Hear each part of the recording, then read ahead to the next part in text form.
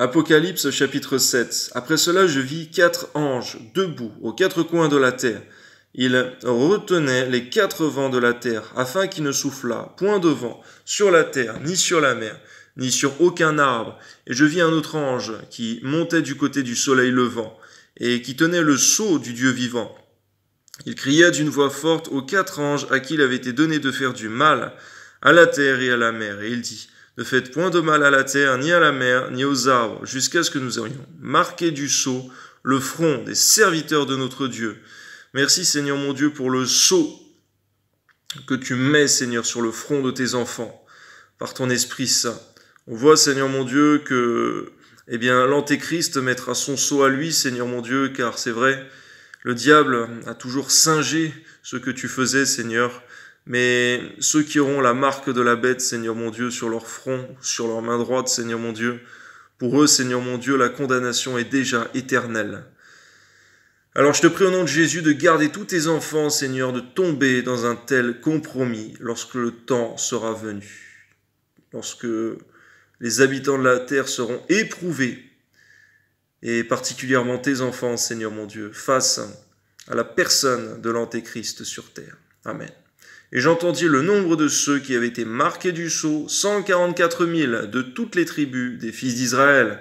De la tribu de Juda, 12 000 marqués du sceau. De la tribu de Ruben, 12 000. De la tribu de Gad, 12 000. De la tribu d'Azer, 12 000.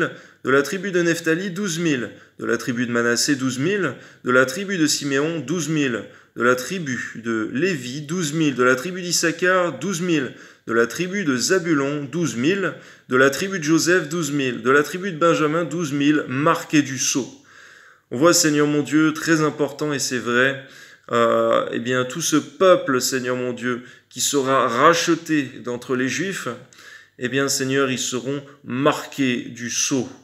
Seigneur mon Dieu, à toi soit la gloire, Père très saint, dans le nom de Jésus, et merci parce qu'aujourd'hui, Seigneur mon Dieu, ce n'est pas seulement les gens du peuple juif que tu as racheté, mais des gens de toute nation, de toute langue, de tout peuple, Seigneur, en Jésus-Christ. Amen. Après cela, je regardais et voici, il y avait une grande foule que personne ne pouvait compter, et toute nation, de toute tribu, de tout peuple et de toute langue. Merci, Seigneur mon Dieu, parce que nous faisons partie, Seigneur, de ce peuple, si nous persévérons en Jésus-Christ. Ils se tenaient devant le trône et devant l'agneau, revêtus de robes blanches, et de palmes dans leurs mains. Ils criaient d'une voix forte en disant: le salut est à notre Dieu, qui est assis sur le trône, et à l'agneau. Et tous les anges se tenaient autour du trône, et des vieillards, des 4 êtres vivants, ils se prosternèrent sur leurs faces devant le trône. Et ils adorèrent Dieu en disant: Amen. La louange, la gloire, la sagesse, l'action de grâce, l'honneur, la puissance et la force soient à notre Dieu au siècle des siècles. Amen. Et l'un des vieillards prit la parole et me dit: ceux qui sont revêtus de robes blanches, qui sont-ils et d'où sont-ils venus? Je lui dis: mon Seigneur, tu le sais. Et il me dit: ce sont ceux qui viennent de la grande tribulation. Ils ont lavé leurs robes et ils ont blanchi dans le sang de l'agneau. C'est pour cela qu'ils sont devant le trône de Dieu, le servent jour et nuit, dans son temple. On voit, Seigneur, que ce peuple précisément, Seigneur mon Dieu, ce seront des chrétiens qui seront persécutés, mis à mort, lors de la grande tribulation qui va venir sur la terre. Merci, Seigneur mon Dieu, pour tous ces hommes, ces femmes, Seigneur, qui ont refusé le compromis, qui ont préféré mourir en Jésus-Christ, plutôt que d'accepter le compromis, la marque de la bête lorsqu'elle viendra.